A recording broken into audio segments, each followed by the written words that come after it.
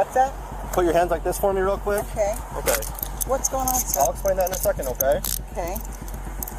This is 70-year-old Roxana Collins.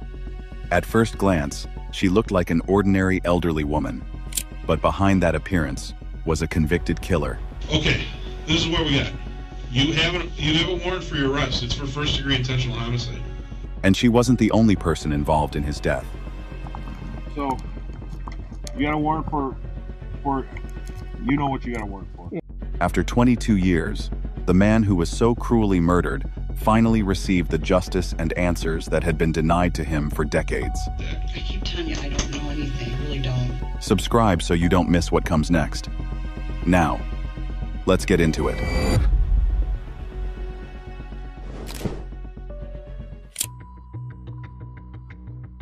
On the 28th of May, 2025, an illusion of safety that had lasted for more than 2 decades finally came crashing down for a quiet duo in Illinois.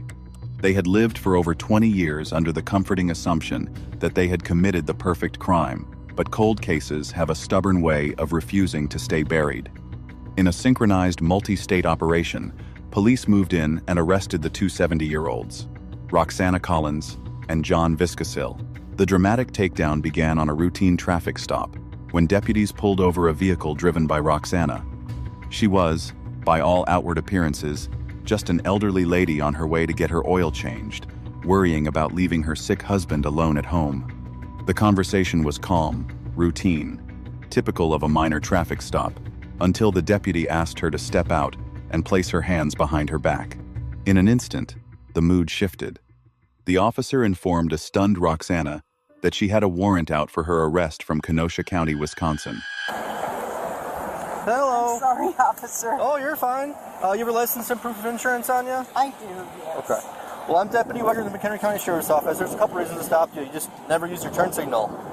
From the whole time I saw you, when you turned out of your neighborhood and then turned left and then changed lanes and all that. I'm on my way to get my oil changed. My home, so I'm worried about leaving him now. Okay. And I'm sorry. No worries. That's just why I stopped you. Just didn't use it at all. Okay. So there's my insurance. Okay, thank you. And you want my license? Yes, please. Okay. Here you go. Thank you. I'm so sorry. And that's a good address for you still? So, you mind just going like this with your hands for me real quick? What's that? Put your hands like this for me real quick. Okay. Okay. What's going on, sir? I'll explain that in a second, okay? Okay. So you have a warrant for your arrest out of Kenosha. I didn't know about anything like that. Okay. Well, that's just why you're in handcuffs right now. Do you have anybody that can come pick up the car? Well, you guys want to follow me so I can drive it home? Can't do that now. Would it be okay if I parked it for you and we could give you the keys back? Yeah, whatever you want to do. When was the warrant issued? Okay. Is that why you guys pulled me over then, or? You mean you just use your turn signal in front of me? All right, I have a lawyer too. Do I need to get my lawyer, or what's the scoop? It's up to you. I'm not asking you any questions right now. You're just being detained right now based off of the warrant that you have out of Kenosha. The warrant was confirmed.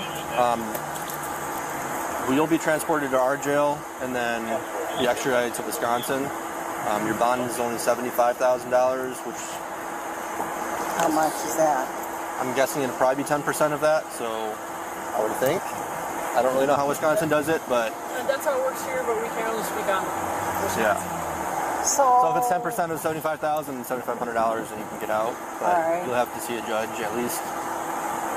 So... All right, I gotta start. When can I start calling my family? Let me know what's going on. We're making some phone calls quick to see what the whole transportation thing is, if we're just going to take you ours or how it's going to work. So we'll let you know. Worst case, if you don't make any right now, you can make some when you get to the jail with the phone call or phones from there. Okay. It might not just be from your cell phone. They'll let me make more than one phone call. I know you said. Yeah, you're allowed. I think 3 within the first 3 hours. We're gonna have you hop up here. Okay. I know it's kind of a jump to get up there. There's a handle up there if that's easier too.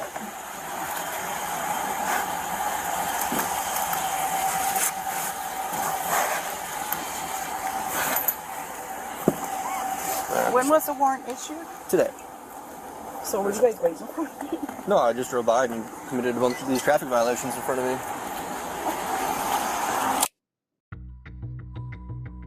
A detective laid it all out for Roxana, explaining that a judge had signed off on a charge of first-degree intentional homicide, party to a crime, for the murder of her former husband, David Vanderzee. The detective reminded Roxana that they had just spoken to her a few weeks prior and that this marathon investigation was finally over. While the evidence was overwhelming, Roxana repeatedly insisted she knew nothing and demanded to speak to her lawyer. What do you think the warrant's for? Probably to ask me questions about, Well, it's, okay. Well, I'm not going to ask you, I know you said you want your lawyer, but if you want me to explain what's going on, I can do that. Do you understand what I'm saying? I do. Okay. So if you want me to explain what's going on, you got to at least acknowledge that you're okay with me explaining that to you. Okay. Just so you know that. Okay, you can explain it. Okay. This is what we got. You have a warrant for your arrest. It's for first-degree intentional homicide. Party to a crime for the murder of David. Okay? Mm-hmm. So, we've been working on this for 22 years. I've been on this case since 2012. And then, I'm sure you remember we just talked to you, 4 or 5 weeks ago? So, we've done a lot of work on this case. I mean, it's been a marathon. But this is not just a warrant just to question you. A judge has signed it saying there's enough probable cause to state that you are involved in an first-degree intentional homicide. Your husband. So. It's time. It's time. I'm going to be honest with you. I want you to understand. I'm not asking you questions. I'm just going to tell you.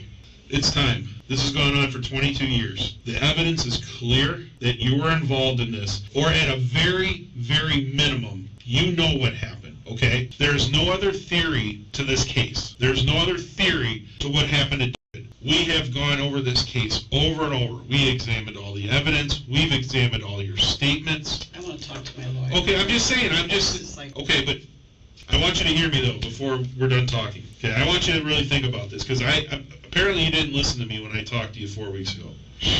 I can try to sympathize with you in your situation, with your husband right now especially. You're 70 years old. It's awful right now. No, I can understand that, okay? So hear me out. I want you I'm going to leave you with this, because this is exactly how I left you about 4 or 5 Saturdays ago. I understand that your husband has that's a nasty disease. That's a nasty, and I can only imagine how hard it is to try to take care of him, okay? Like me and Kelly told you that day, you can either be treated as a witness or you can be treated as a suspect, okay? This is where we're at now. I'm going to be in full disclosure, I was really hoping that I was going to get a phone call from you after we left your house at some point saying, hey, I really would like to talk. That didn't happen. That's why I pushed this off. We pushed this off as long as we could because I want. Okay, well, I'm going to tell you right now. That's why we pushed it off. You know damn well what happened. You know it. And what I'm trying to tell you is this. I'm going to leave you with my card again, and so is Jason. If you want to ever talk, you want to be treated like a witness instead of treated like a suspect, this is something that we can talk about. I mean, the ball is kind of in your court. This is a very unique situation. It's not like you're a 30-year-old woman that's in custody for homicide. You're 70 years old. You're talking about a case that was 22 years ago. You have mitigating factors in the fact that you have a husband at home with a significant disease that needs to be taken care of. Me and Jason have talked to our DA's office, the DA, not an ADA. We've talked to the DA and the ADA. They can sympathize also with you with this. Yes. But here's the problem. I have nothing to go on right now other than what the evidence shows us because I have nothing from you. Do you understand what I'm saying? Yes. I got nothing from you to even try to even tell the DA, listen, Rob talking, she kind of told us what was going on. She's fessed up to what she knows. I don't even have that, so I can't even go to him right now and say, listen, this is what I got right now.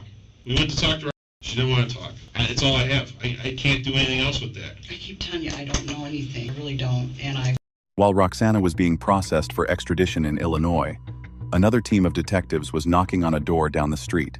They were looking for John Viscasil, who had managed to stay hidden in the background for over 20 years as a trusted family friend and neighbor. John mentioned that nothing had changed and called it an ugly situation. But like Roxana, he quickly chose to cut the conversation short and request his attorney rather than filling in the blanks for the police. Hi, John. Hello, sir. Can you step Can you out, step please? out for a second? Can you put your hands behind your back for me? John, put your palms together. How you doing, man? Lieutenant Paulson with the Coach County Sheriff's Office. You're under arrest. We got a warrant for your arrest, okay? It's You have time. any questions right now? No. You know what it's for? Well, you guys called me. Yeah, so what let me just... Did you push my glasses up? Yeah, you get... All right. So, you got a warrant for... You know what you got a warrant for. Yeah. So, this is what I'd like to do. Okay? Okay, Just hear me out, okay? If you're going to cooperate, or, we can handcuff you in front once we get over there, okay? I'm not even doing it. I understand. I'm too old for this shit. I understand. You know. Hear me out, okay? We're going to take you downtown. Me and Jason, it's my partner. You talk to him on the phone. Hi. This is Mike over here, okay?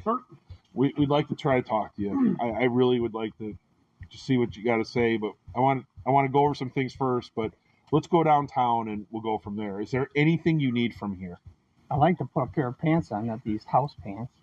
Like what kind of pants? Regular jeans. I think you're good. You don't need, do you want us to bring jeans with? Is that fine? Is that for you?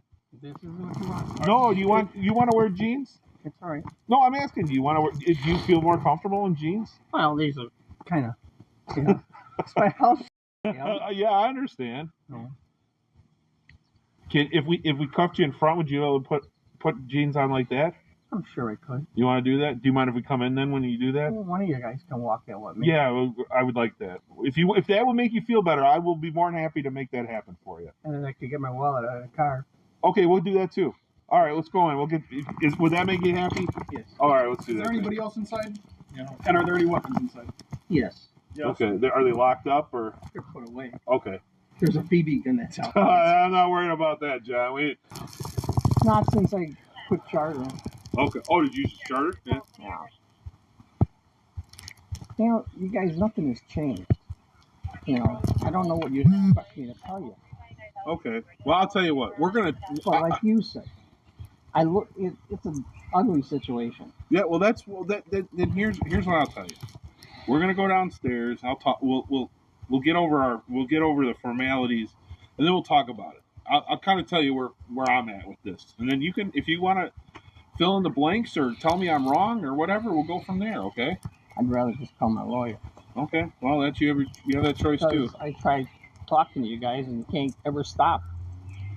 So he's gonna take you down there, and then we're gonna talk to you when we get down there. Okay.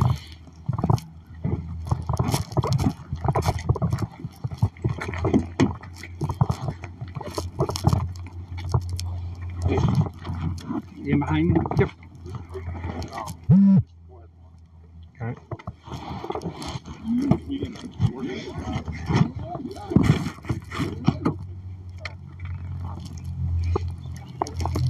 What do you want me to do? No, nothing.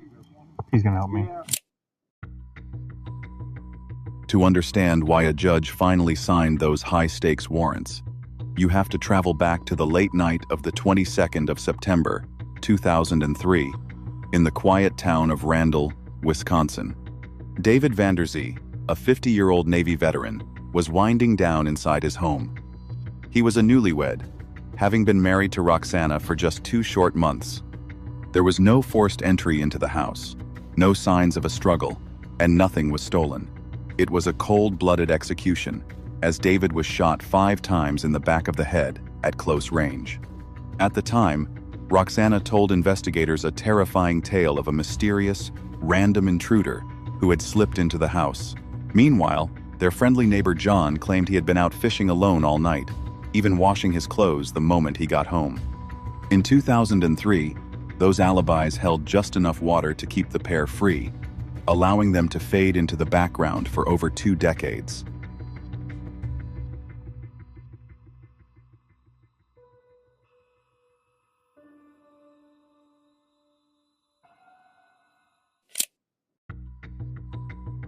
The perfect crime fell apart not because of a sudden breakthrough in DNA, but because old lies rarely hold their shape over time. When cold case investigators re-examined the files and re-interviewed witnesses, John's ex-girlfriend finally admitted that his late-night fishing alibi was a complete fabrication.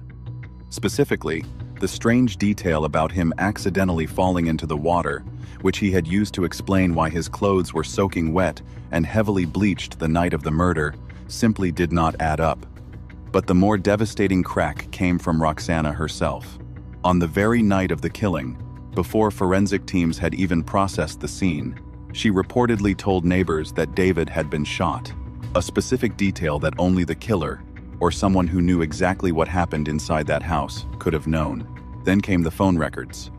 A flurry of calls between Roxana and John on the day of the murder erased any remaining doubt. The story of a random prowler didn't just weaken, it vanished entirely, giving way to something far darker, a hidden affair and a calculated betrayal. You know, I wanted to talk to a lawyer. That's it. I understand. You're right. I just know this case isn't going away. Obviously. Yeah, there's an actual arrest warrant for first-degree intentional homicide, so it's not going away. We are more, if you decide you want to talk tomorrow or the next day or whatever, we're more than happy to drive all the way back down here to talk to you. Okay. Well, first I'm going to talk to my lawyer, see what he advises. Okay. Well, I mean, innocent people go to jail all the time, and I'm sorry, I'm scared. So I'm like, I've got a lot in my life I've got to worry about right now. I understand. So that's all I'm saying. I just want to talk to my lawyer. Yeah, but I want you to understand that this was not taken lightly, and the fact that a judge signed off on a probable cause warrant for first-degree intentional homicide should tell you something. This is not a fishing expedition. I mean, this case is as solid as could be. Okay. And I'd be more than happy to, we're more than happy to talk to you. If you want to call us, get a hold of us, you can ask for us. We'll be more than happy to come down here and talk to you again. Anything else you wanted to say, or do you have any other questions?